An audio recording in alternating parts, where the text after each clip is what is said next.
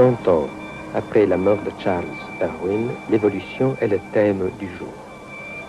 On sait, ou l'on croit savoir, comment ont évolué les espèces et comment l'homme est né.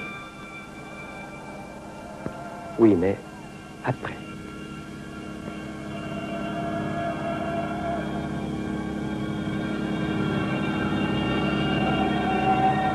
L'homme n'est pas le sommet du processus évolutif, a dit quelqu'un au début de ce siècle de mutation. L'évolution continue et l'homme sera dépassé. Celui qui a lancé ce caillou dans la mare de l'habitude humaine s'appelait Sri Aurobindo et vivait en Inde. Et c'est en Inde qu'a vécu la continuatrice, non pas de la pensée évolutive, mais de l'action évolutive de Sri Aurobindo. Il l'avait appelée mère. Elle était née à Paris en 1878. Son corps a été enterré à Pondichéry en 1973. Nous sommes donc allés dans les Nilgiris, les montagnes bleues du sud de l'Inde, interviewer un écrivain français, un chercheur que mère avait appelé Satprem et qui fut pendant un temps le témoin de son travail évolutif. Est-ce qu'après cet homme douloureux et insensé que nous sommes, il y aura quelque chose d'autre, ou bien faut-il nous résigner à la catastrophe et à la disparition de l'espèce humaine? L'homme actuel est peut-être arrivé à sa propre fin. Oui, mais et après? La réponse ne se trouve dans aucune sagesse, révélation ou prophétie. Elle est cachée, nous dit Satprem, là où Sri Aurobindo et mère l'ont cherchée, au fond des cellules de notre corps.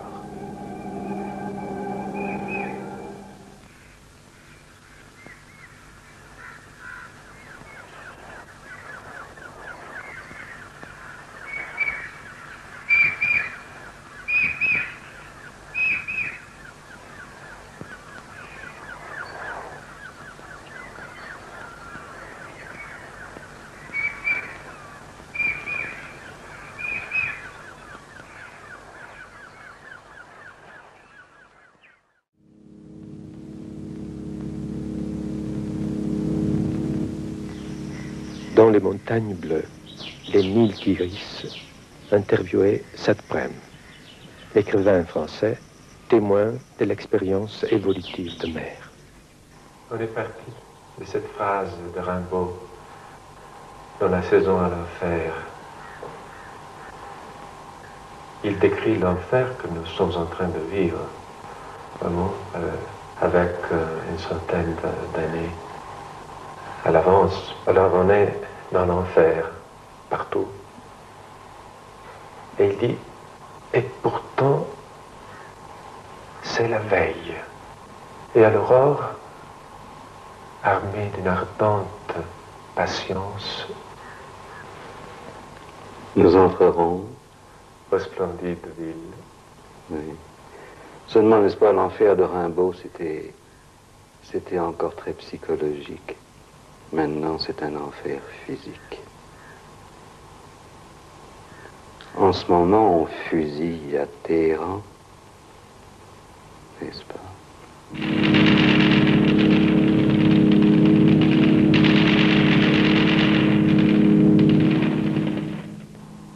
Partout, c'est la barbarie sous une forme ou une autre. Ça devient très étranglant. Parce que il faut que les hommes soient devant une réalité physique un peu terrible pour changer de conscience. C'est ça dont il s'agit. On n'est pas dans une crise morale, on n'est pas dans une crise politique, financière, religieuse, on n'est dans rien de tout ça. On est dans une crise évolutive.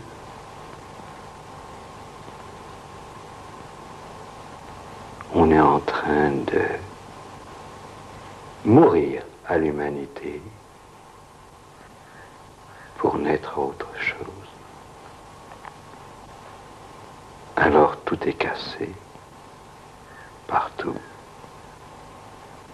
Tout est horrible, partout, même dans les splendides cités américaines si confortables.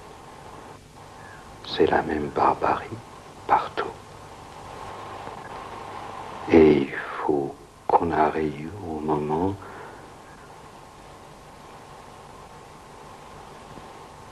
où la conscience vire dans une autre dimension. N'est-ce pas? C'est ça l'histoire, c'est une crise évolutive.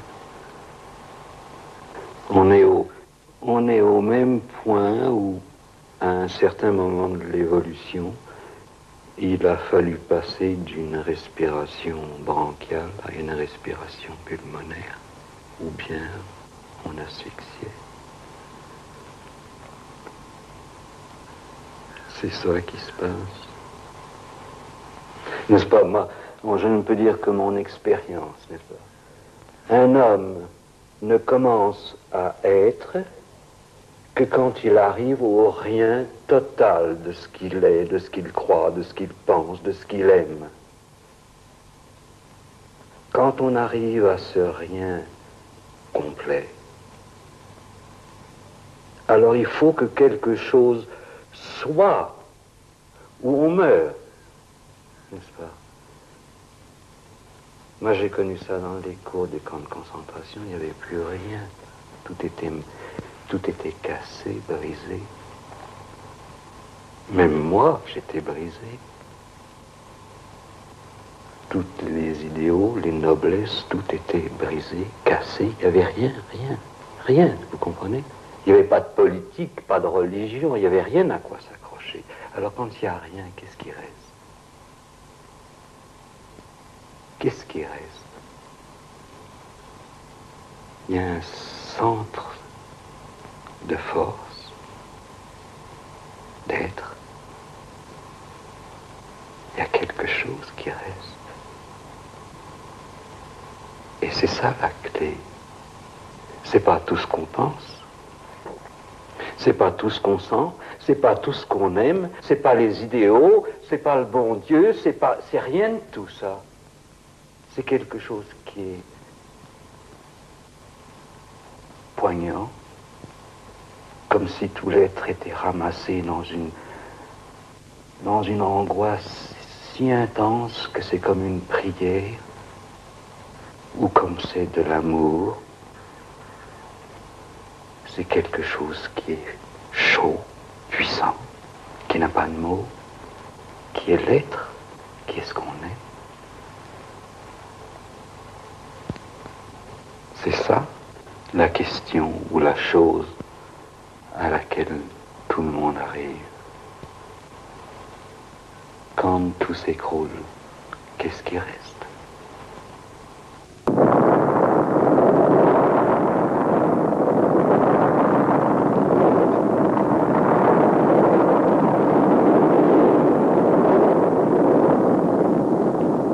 On dirait que les hommes n'arrivent pas à concevoir la fin de leur espèce et ce passage éventuel à une autre. Et qu'ils le conçoivent ou ne le conçoivent pas, quelle importance. Enfin, évidemment, s'ils le concevaient, ce serait plus facile. Mais s'ils ne le conçoivent pas, ça leur tombera sur la tête. C'est en train de leur tomber sur la tête. Le plafond s'écroule. Alors, s'ils ne consentent pas, ils seront cassés, c'est tout. Je pense que c'est pour cela qu'il y a beaucoup de monde qui commence à sentir cela comme quelque chose d'insupportable, comme un besoin insupportable. Mais oui, mais c'est ça la clé, justement. Il faut que ce soit insupportable. Quand on est arrivé à un point d'asphyxie tel ou d'impossibilité telle, il faut bien qu'on trouve l'autre possibilité où on meurt. Mais tu n'arriveras pas à passer dans l'autre possibilité tant que la vieille manière d'être ne sera pas devenue impossible. C'est conforme à toutes les lois évolutives. On passe dans une autre espèce quand la vieille espèce, pour des raisons quelconques, ces conditions deviennent insupportables ou impossibles ou asphyxiantes. Alors le génie qui est dans ces cellules humaines est obligé de trouver le nouveau mécanisme, la nouvelle façon d'être qui pourra traverser ces conditions invivables. Et si dans ces cellules humaines il n'y a pas le secret qui vous aide à cette adaptation nouvelle, vous mourrez. Et quand on arrive au point d'impossibilité, eh bien, vous êtes obligé de trouver la nouvelle possibilité. Et ce n'est pas une question de penser, d'y penser ou même de vouloir. On est physiologiquement obligé. C'est dans le corps qu'est le secret. Parce que qu'est-ce qui évolue? Ce n'est pas la pensée qui évolue, c'est le corps. Ce sont les espèces. De quelle façon ont-elles évolué? Elles ont évolué par leurs cellules, par leur corps. Et nous, hommes, c'est tout pareil. On a mis de la pensée là-dessus. Mais c'est pas ça le fondement. Le fondement, c'est ce qui se passe dans ce corps. Simplement, c'est beaucoup, n'est-ce pas? La pensée, toute cette traversée évolutive qui nous a conduits jusqu'à l'homme, nous permet, nous donne la chance, la grâce de comprendre le phénomène au lieu de le subir inconsciemment, comme toutes les espèces précédentes. Nous avons la possibilité merveilleuse de comprendre le phénomène. Pour une fois dans l'évolution, le prochain stade se passera consciemment. C'est-à-dire qu'on peut ouvrir les yeux. On peut comprendre le processus. Alors, du moment où on le comprend, ça change beaucoup de choses. C'est-à-dire qu'on peut hâter le processus. On peut collaborer au processus, au lieu d'être écrasé par des conditions suffocantes que l'on ne comprend pas. Toute la déraison, la folie, les horribles choses qui se passent dans le monde, c'est parce que les hommes ne comprennent pas le processus. Et tout est cassé pour nous obliger à arriver à cet instant humain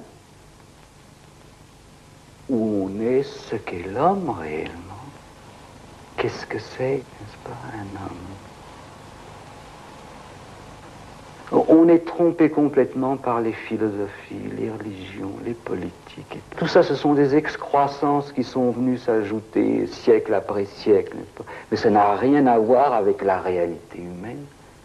Qu'est-ce que c'est que la réalité humaine?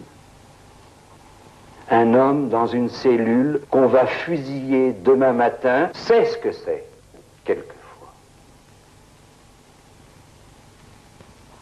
Moi, j'ai écouté beaucoup de matins des pas dans le couloir. Alors, quand on est là, seul, dans le noir, et qu'il y a les pas qui viennent, et qu'on frappe à une cellule à côté, et puis ça passe, et c'est l'autre cellule.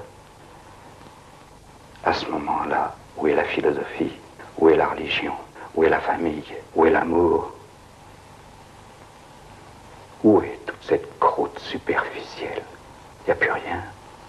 Il n'y a plus rien, mais il y a quelque chose qui est si puissamment doux, fort, étant. Pour une fois, ça est.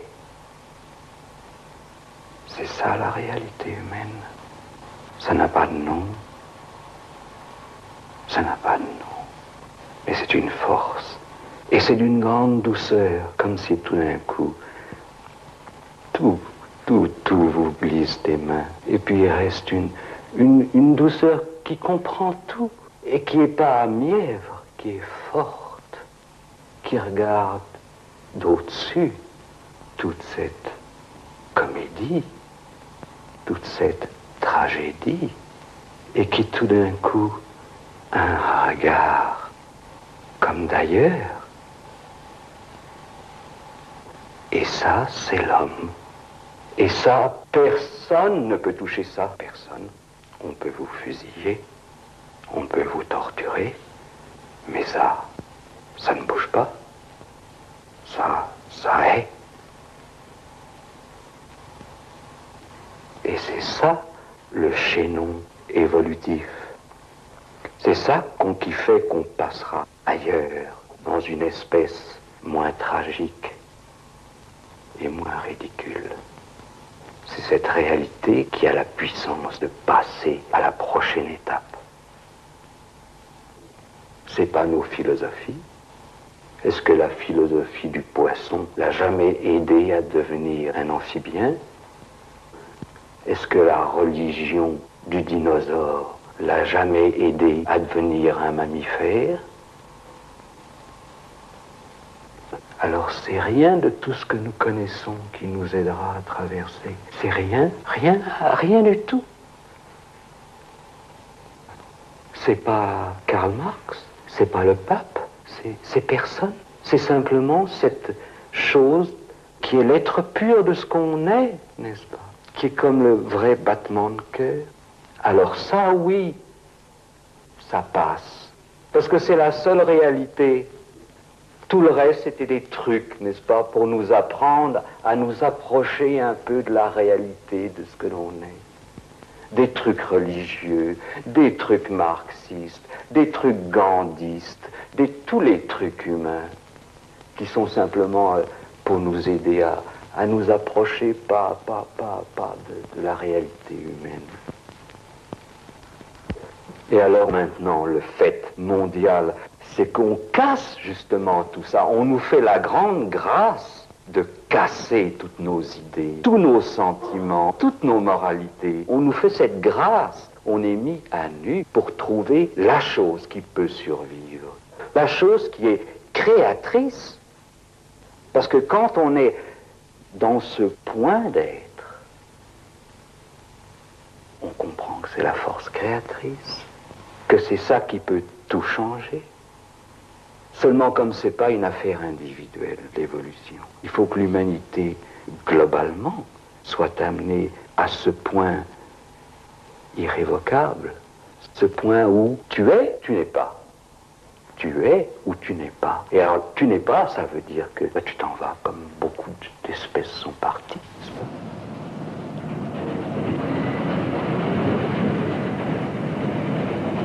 Mais dans toute vie humaine, ordinaire, la plus simple, n'est-ce pas, il y a un moment où l'homme se trouve seul devant lui-même. Dans chaque existence humaine, il y a un moment, n'est-ce pas, où par des conditions particulières, on est devant une espèce d'écroulement de sa vie et on regarde. Ça arrive à tout homme, ça. Et ça arrive à de plus en plus d'êtres humains. Ce moment où vraiment on a l'impression que tout a fait faillite. Mais je vois qu'il y a des gens, des jeunes gens, même entre les jeunes c'est très fort, qui réagissent à cela avec la violence extérieure. Oui, ils s'évadent. On s'évade et tout le monde s'évade. Alors on s'évade dans la drogue, on s'évade dans les assassinats, on s'évade de toutes les façons. Ce sont des évasions. On s'évade autant dans les drogues et dans les meurtres et les violences, qu'on s'évade dans le yoga transcendantal, qu'on s'évade dans la religion, on s'évade dans le marxisme. Tout ça, ce sont des évasions. On élude la question. Alors on peut dire que l'humanité se partage probablement entre une espèce qui trouve tout parfaitement normal et naturel et agréable, plus ou moins plaisant, avec des petits bonheurs, des petits malheurs, des grands bonheurs, des grands malheurs. Et puis il y a une autre espèce, presque, je pourrais dire, qui est dans cette intensité de non-sens et qui, non pas pose des questions, mais appelle dans son cœur, crie dans son cœur.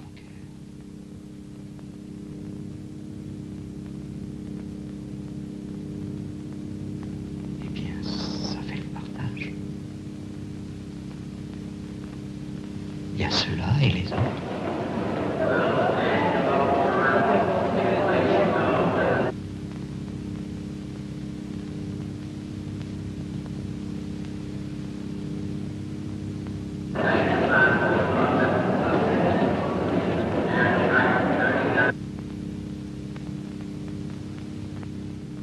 Et si tu es, alors tu traverses tout. Non seulement tu traverses, mais tu trouves la clé pour la raison d'être de cette catastrophe. catastrophe dans laquelle nous sommes. La vraie catastrophe, c'est maintenant. C'est pas la bombe, n'est-ce pas? La bombe, c'est la fausse catastrophe. La vraie catastrophe, c'est quand l'homme n'a plus rien sur quoi s'appuyer. Ça, c'est la catastrophe. Et en même temps, c'est la merveille. C'est la merveille.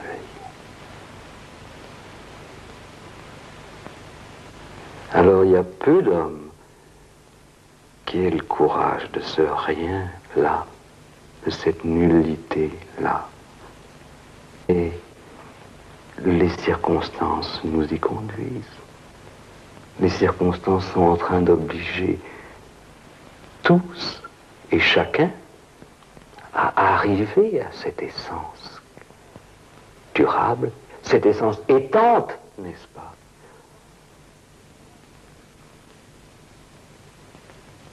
On est conduit là, on arrive là. Alors, pour arriver là, ce sont toutes les déraisons, toutes les folies, mais tout ça, ça fait partie des signes. C'est pas désespérant du tout, au contraire, c'est le signe qu'enfin on approche de quelque réalité.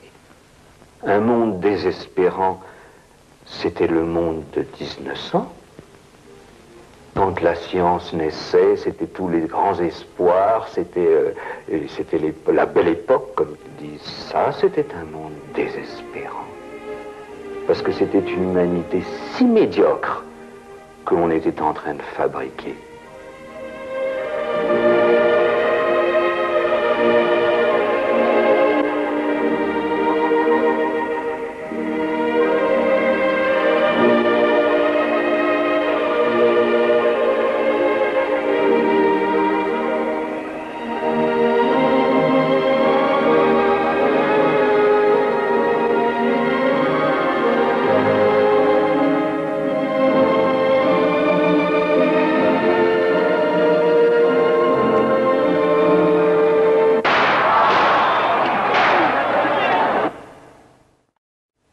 Tandis que maintenant, il peut y avoir des fous, il peut y avoir des drogués, il peut y avoir toutes ces folies et ces épouvantes. Mais on approche de quelque chose qui a une réalité poignante, n'est-ce pas? C'est plus de la comédie maintenant. C'est plus toutes les histoires qu'on nous montrait au théâtre en 1900.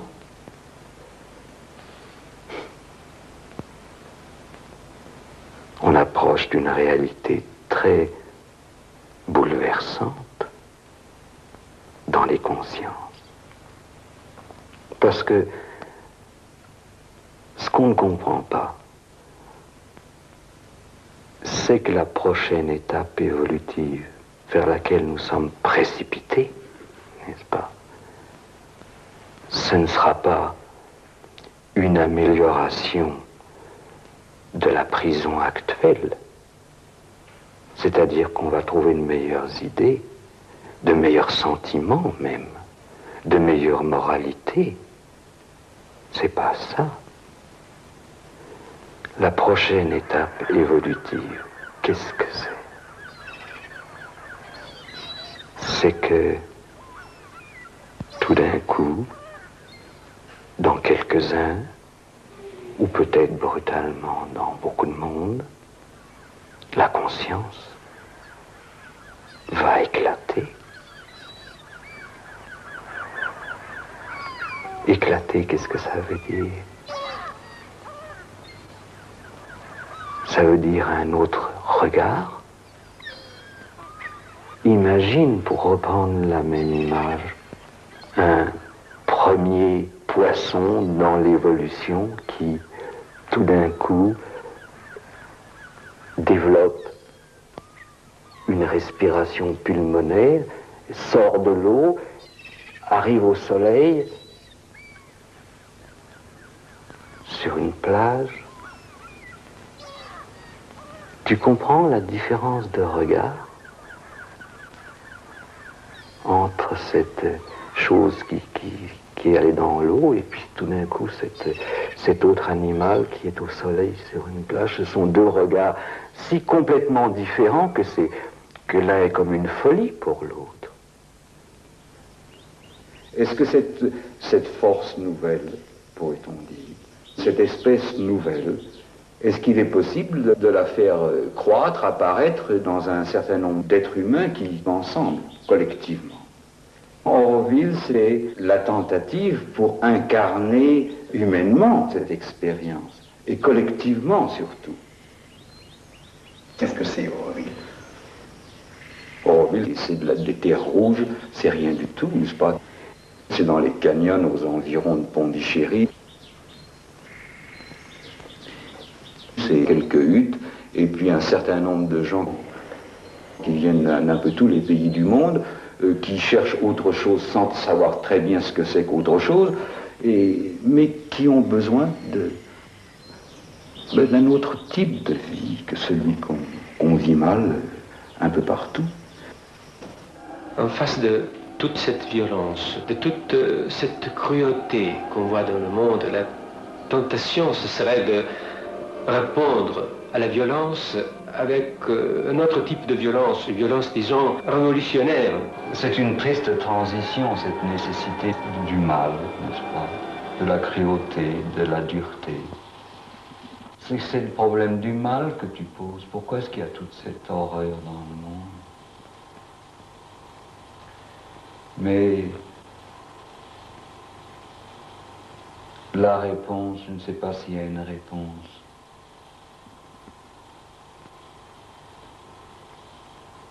Je ne sais pas s'il y a une réponse.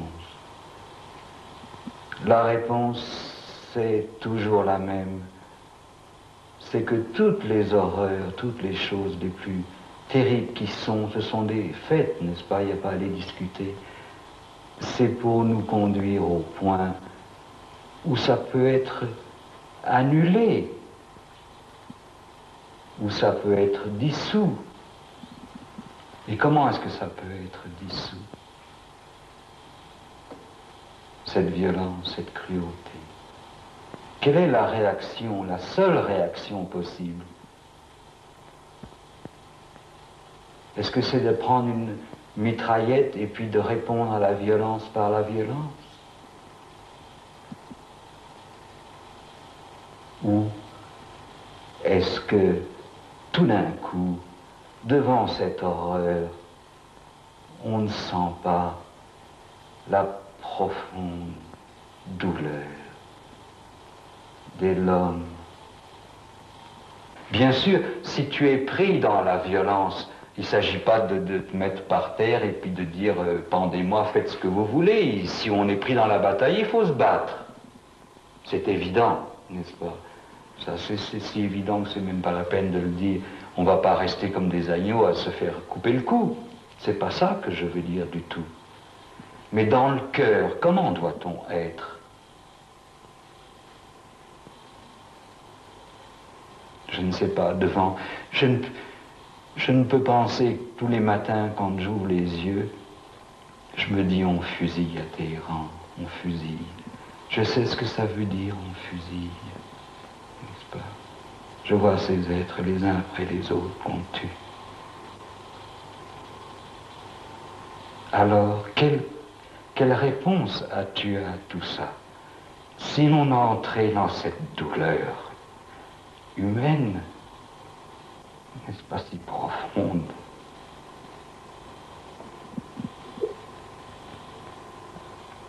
Et alors là, on touche la seule chose qui peut sauver. Certes, les systèmes politiques du passé ont fait faillite.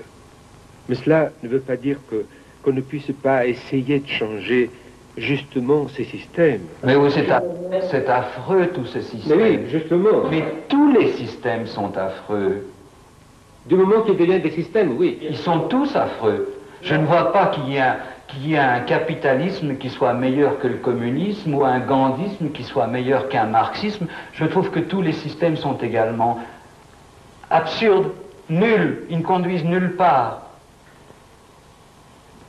Et justement, ce point, ce que tu disais, aurait été très intéressant et très valable il y a 40 ans, n'est-ce pas? Parce qu'à cette époque-là, à travers les systèmes, on pouvait améliorer l'humain, il y a 40 ans. Mais maintenant, nous ne sommes plus à ce point-là. Nous ne sommes plus au point où une meilleure idéologie va sauver le monde. Nous sommes à un point beaucoup plus crucial, essentiel, où il n'y a pas de salut, sauf parce que l'on est. Que tu déplores la violence, que tu déplores ces gens qui se baffrent tandis que d'autres crèvent de faim, mais tout ça fait justement partie de ce moment évolutif si intensément absurde, n'est-ce pas, où quelque chose d'autre doit jaillir. Et ce qui m'intéresse, c'est ce quelque chose d'autre qui justement va casser cette prison de coton américaine, ou cette prison de fer en Iran, ou cette autre prison à Moscou, cette autre prison à Pékin, à Paris. Ce n'est qu'une prison partout. Alors il n'y a rien à déplorer parce que tout est déplorable. Mais il faut trouver le pouvoir là-dedans, ce qui peut casser cette prison. Et c'est là où je dis il n'y a pas de solution. Il n'y en a pas. Sauf par un pouvoir d'être qui est le pouvoir même de toutes les espèces. Et si on n'arrive pas à ce levier-là, à cette force-là, à cet amour-là, parce que finalement c'est de l'amour, on ne va nulle part. Il n'y a pas de salut. Il n'y a pas de salut. On ne va pas améliorer les conditions économiques du monde. C'est pas vrai. Tous ces monstres qui sont là à nous étrangler avec leurs armements, avec leur super politique, n'est-ce pas, qu'elle soit de l'ouest, de l'est, du sud, du nord, à quoi servent-ils ces monstres? Sinon réellement à nous conduire à ce point si intensément absurde où quelque chose d'autre doit jaillir dans la conscience de l'homme.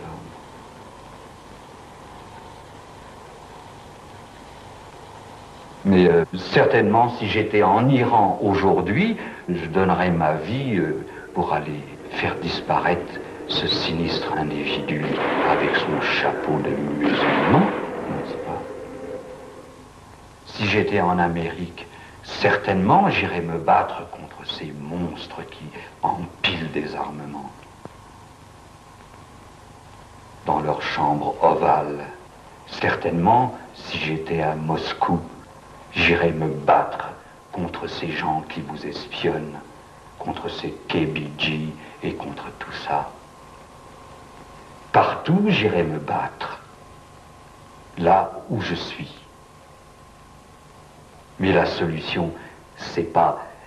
La bataille, c'est un moyen, n'est-ce pas? Parce que nous sommes des hommes, nous ne pouvons pas rester indifférents aux situations comme elles sont. Mais la solution, la solution n'est pas là. La solution, c'est dans ce qui naît ou jaillit au fond de vous-même.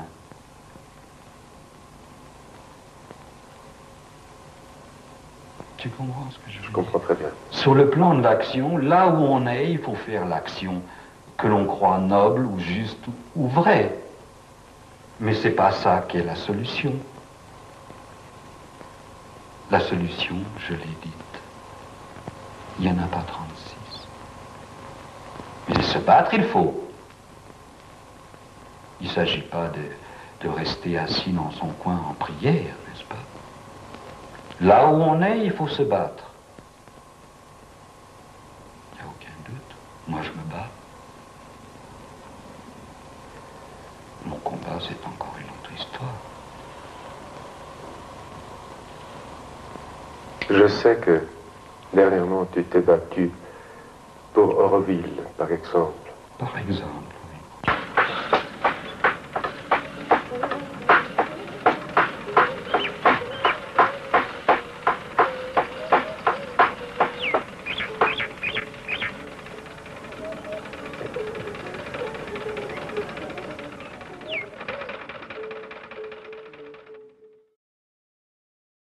Agenda de mer. Oh, l'agenda. C'est une aventure. Une aventure fabuleuse.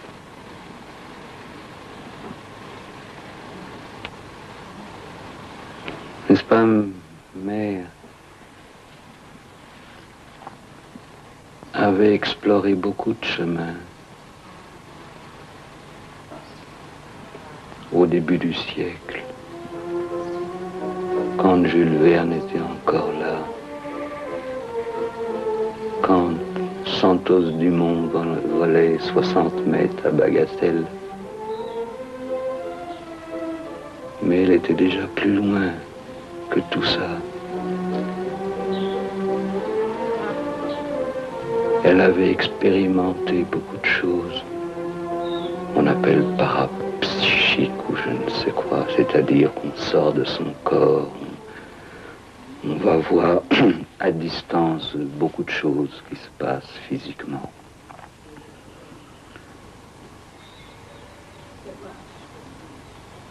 Et tout ça ne lui paraissait pas le but. On sort de son corps, oui.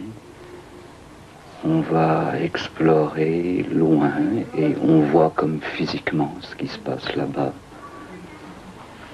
On prend contact avec des forces qui meuvent les orages, la nature, la pluie. On peut faire figure de prophète, de thaumaturge. Elle avait exploré tout ça déjà quand Jules Verne avait terminé, quand Einstein avait à peine commencé.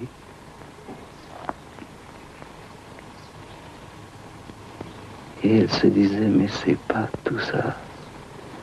C'est pas tout ça. Voir des choses extraordinaires, sortir de son corps. À quoi ça sert? Si on est né dans un corps, il faut bien que ce corps ait un sens. Les choses extraordinaires, c'est très joli. Mais si la vie n'est pas extraordinaire, à quoi ça sert? Alors elle a rencontré Sri Aurobindo, qui lui a montré le chemin plus loin,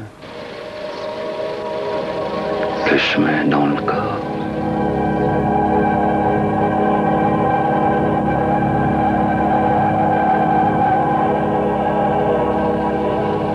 Il lui a dit, et c'était déjà au début du siècle, il lui a dit l'homme, c'est un être de transition. Ça va pas rester toujours comme ça, avec cette intelligence, ou même ces pouvoirs extraordinaires, supraphysiques, ou même avec ces pouvoirs extraordinaires scientifiques. Ça va devenir autre chose. Quoi, autre chose?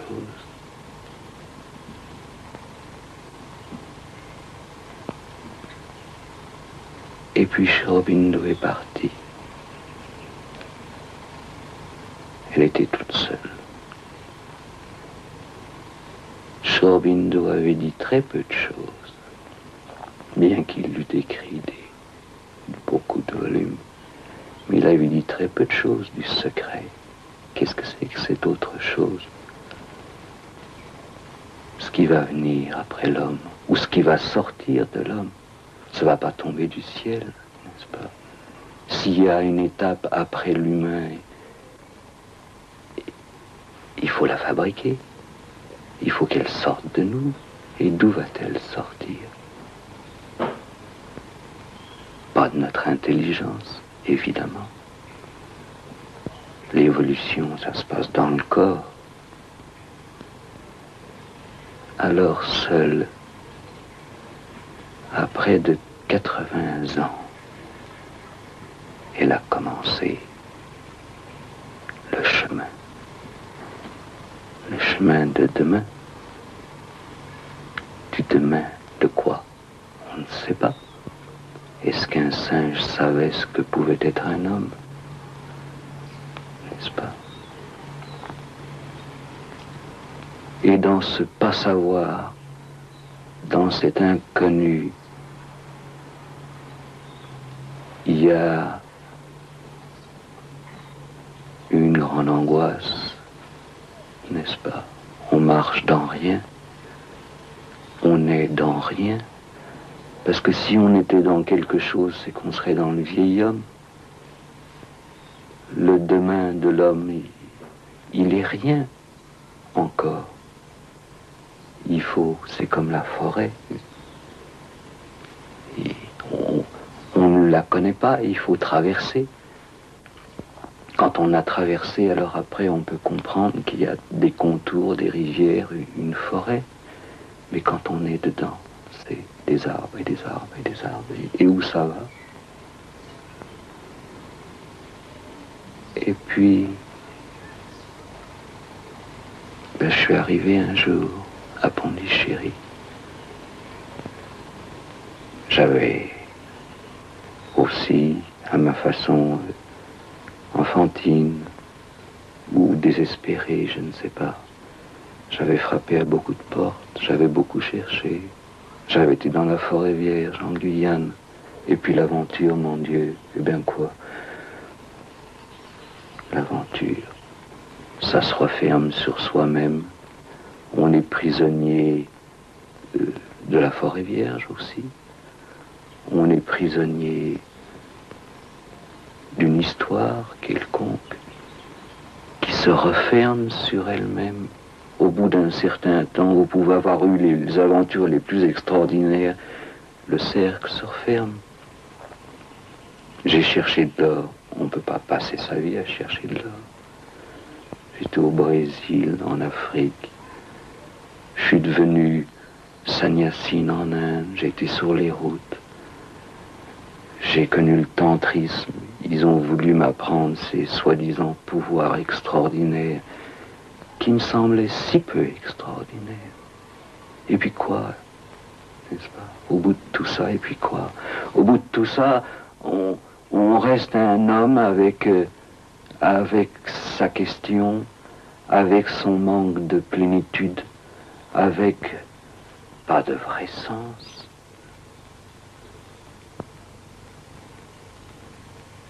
Pas de vrai sens.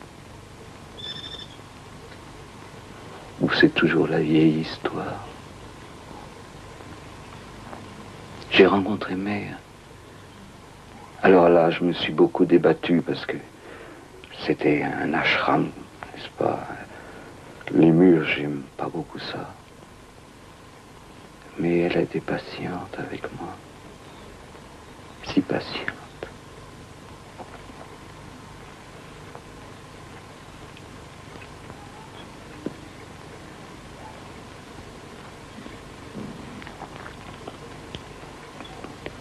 J'étais un peu un enfant sauvage, n'est-ce pas? Et j'étais tout le temps tenté de repartir dans ma forêt vierge ou dans le désert. Et elle m'a fait comprendre qu'il y avait une autre aventure. Elle m'a conquis. Alors, j'ai eu cet extraordinaire privilège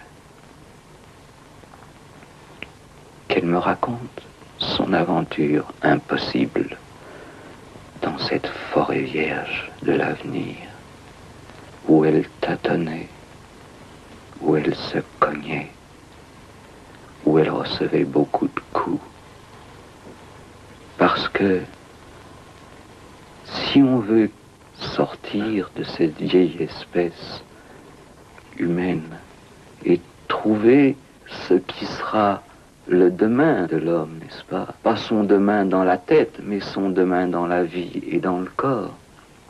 On se heurte tout de suite à la vieille espèce.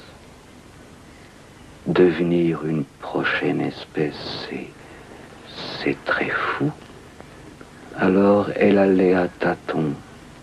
Mais à tâtons dans quoi? On va à tâtons dans son propre corps, dans la conscience de son propre corps. L'évolution, c'est dans le corps qu'elle se fait. Ce corps, c'est le pont avec ce qui va venir. C'est toujours dans des cellules que s'est passée l'évolution. Ces cellules ont changé de mode d'être ou de mode de fonctionnement. Alors, quel est le nouveau fonctionnement? Dès que on rentre, on descend dans cette conscience du corps, alors on se heurte à tout ce qui ne veut pas, n'est-ce pas, de cette expérience, de cette nouveauté. Tout ce qui est nouveau pour le corps est affolant. Elle me racontait, les yeux fermés. Elle me disait ces improbables ou incroyables aventures. C'était douloureux, parce que plus on va profond dans ce corps, plus on rencontre cette conscience très primaire de la matière qui a peur, qui craint les maladies, qui se révolte, qui se rétracte dès qu'il y a quelque chose d'inconnu. Et puis on rencontre la mort. C'est comme si, au fond du corps, il y avait comme un appel de la mort. Quelque chose qui aspire à ce que ça finisse, ce cauchemar de l'existence où il faut lutter, où on est... Je parle du corps, n'est-ce pas? Je parle pas de l'existence au milieu du monde. Je parle simplement le corps. Il faut lutter contre des maladies, des agressions, de vibrations qui viennent se jeter sur lui. Et quelque chose au fond qui a un désir que tout ça cesse, que ce cauchemar cesse. Et qui appelle la mort. Alors, c'est une étrange aventure, vraiment dans une forêt vierge, quelquefois cruelle et impitoyable, où on doit se débattre, non seulement avec les difficultés de son propre corps, n'est-ce pas, mais avec les difficultés de l'espèce environnante. Dès qu'on descend un peu profond, il n'y a plus de moi, je, séparé des autres. On sent que ces cellules, elles communiquent immédiatement avec tout. C'est comme cela que l'animal vit. Pour lui, le monde n'est pas extérieur. Il sent tout ce qui se passe autour de lui comme si c'était en lui. N'est-ce pas? Il n'y a pas de moi, je, et puis des autres. Alors plus on descend dans cette conscience corporelle, plus on descend dans l'unité complète de la matière humaine. Il n'y a pas de distance, il n'y a pas de là-bas, il n'y a pas d'autre. Alors l'expérience assez fabuleuse et aussi assez terrible, l'expérience fabuleuse, c'est que le corps, la conscience du corps est comme partout répandue. Et alors on comprend pourquoi un oiseau peut aller du Spitzberg à la lagune du Pacifique sans perdre son chemin, parce que tout ça est immédiatement et naturellement là pour lui. Alors il y a tout ce côté vraiment très fabuleux d'un corps qui tout d'un coup se retrouve partout. Et il y a tout ce côté, alors assez terrible, où ce corps et celui-ci qui a un cancer, de celui-là qui est plein de haine, de celui-là qui a de la cruauté, de celui-là qui nie, alors c'est comme si constamment et symboliquement, par ce qui entourait Mère, elle avalait toutes les difficultés du monde, tous les refus du monde, les négations du monde, ou même sa volonté de mort. C'était comme une bataille. De nouveau dans les montagnes bleues, Sujata, la compagne de Satprem. Sujata, vous avez pratiquement passé votre vie à côté de Mère. Quand je suis arrivée, oui, j'ai commencé mon 10e année. Et c'était d'ailleurs avec Sri Aurobindo. Il y avait quelque chose de différent. Toute l'atmosphère était complètement différente de ce que vous avez connu. J'aimerais bien savoir ce que c'était.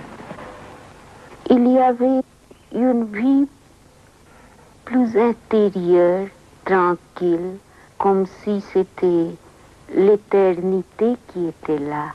Vous comprenez? On était porté par l'éternité. Et surtout, il y avait ce grand amour de mère qui était là, qui enveloppait tout, qui prenait tout.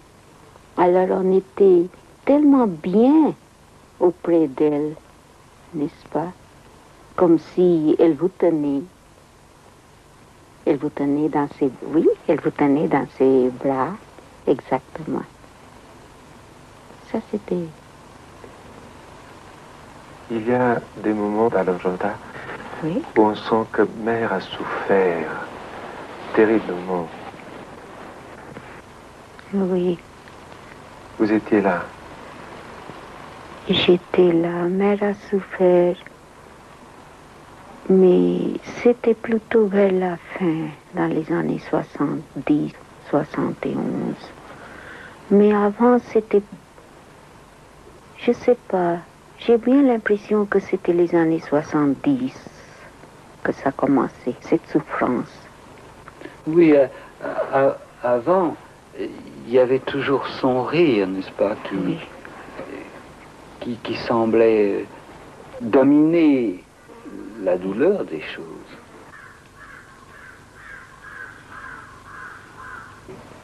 À partir de 70, c'est devenu Oui. beaucoup plus douloureux. Comment dire, les éléments bons qui comprenaient un peu, qui avaient de l'amour vrai, semblaient écartés de son alentour, n'est-ce pas? Il ne restait que les éléments... Le plus ennemi. Je dirais pas ennemi, qui ne comprenaient pas surtout, et qui de plus en plus n'en voulaient plus. Alors, elle était reprécipitée là-dedans, dans la douleur. Oh, la douleur de ces petits êtres qui sont accrochés si férocement à cette petite personne, n'est-ce pas, qui veulent pas en sortir, qui veulent pas en sortir. Ils en avaient assez. Assez, n'est-ce pas? Parce que à cette frontière si mince et si extraordinaire, ce n'est plus le petit pouvoir humain qu'on rencontre, mais c'est cette formidable énergie qui fait bouger les mondes. Quand j'étais près de Mère, mais c'était... Je vois combien d'années elle m'a préparé. Oui, préparé. Mais c'était un torrent d'une énergie si formidable et en même temps si tranquille. Alors cette énergie-là, elle est très insupportable pour les êtres. Ils sentent ça comme une menace pour leur précieuse petite carapace. Alors, de plus en plus, ils en avaient assez. Elle n'a pas pu rester physiquement. Il n'en voulait plus. d'elle, n'est-ce pas? C'était trop insupportable. Mais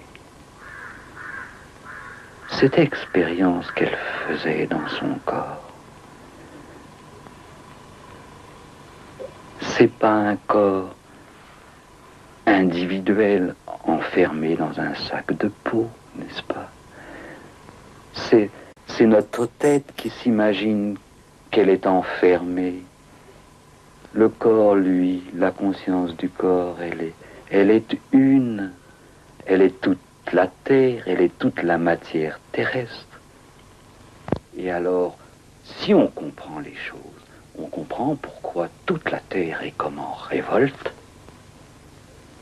Toute la terre arrive à ce seuil brûlant et terrible. Et c'est ce qu'on voit maintenant autour de nous.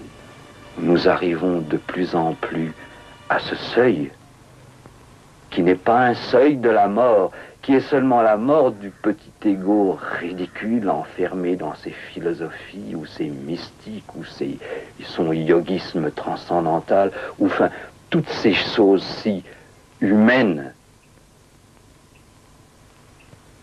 Mais de l'autre côté, il y a quelque chose de merveilleux qui est là, tout près, à notre porte, n'est-ce pas? Quelque chose de miraculeux à quoi personne n'a jamais pensé. Un autre état d'être, incompréhensible, mais qui tout d'un coup, oui, tout d'un coup, il y aura une déchirure. Et cette espèce de bocal humain, mental, dans lequel nous sommes enfermés avec nos mathématiques et nos religions, et nos ayatollahs, et nos papes, et nos marxistes, tout ça, ça va casser. Mais pas casser dans la bombe, pas casser dans le néant, casser dans la réalité, dans la réalité de la Terre. Une réalité légère. Une réalité lumineuse. Quelque chose qui fera que tout d'un coup, toutes ces vieilles mathématiques et ces vieilles médecines et ces vieux fantômes tomberont de nos mains et on dira, mais comment a-t-on pu vivre là-dedans? Comment était-ce possible? Mais il faut arriver, et on arrive à ce seuil brûlant, n'est-ce pas? Où l'espèce devra choisir. Et choisir, pas choisir avec sa tête, parce que ça, justement, c'est le vieux monde. Pas choisir avec ses mathématiques et sa raison et son cartésianisme, mais choisir avec un cri du cœur, parce que c'est tout ce qui restera. On ne connaît pas la fin de l'histoire. On ne connaît pas. Mais moi, je crois justement que derrière ce seuil est en train de se préparer le miracle de la Terre. Quelque chose que nous n'imaginons pas. Parce que nous n'imaginons que la mort, nous n'imaginons que la bombe, nous n'imaginons que toute l'horreur que nous voyons. Mais peut-être qu'il y a une prière d'un corps dans la mort, apparemment, dans ce silence formidable. Une prière qui amène tout ce corps de la terre à son seuil de gloire. Que savons-nous de ce qui se passe dans ce tombeau de marbre gris, de ce silence formidable? Où elle est, où je la vois presque, les yeux grands ouverts. Elle travaille dans la mort. Ces cellules si conscientes prient dans la mort. Et il fallait peut-être qu'elle aille jusque-là. Parce que, n'est-ce pas, on ne peut pas tricher. Si l'expérience devait aller jusqu'à ce bout-là, eh bien, il fallait qu'il la enterre. Il fallait qu'il la croie morte. Il fallait que ce corps même subisse la mort, si je puis dire. Il fallait aller jusqu'à ce bout-là.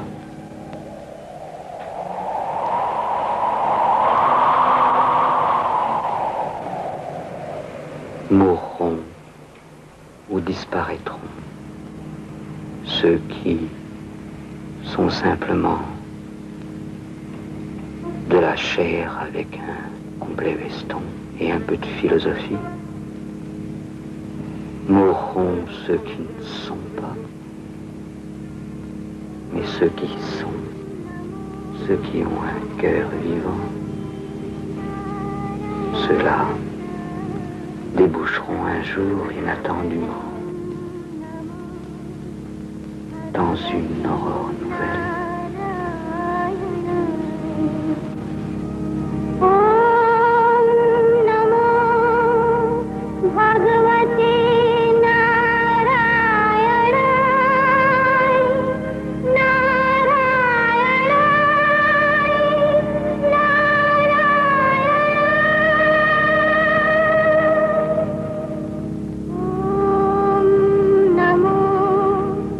Bhagavati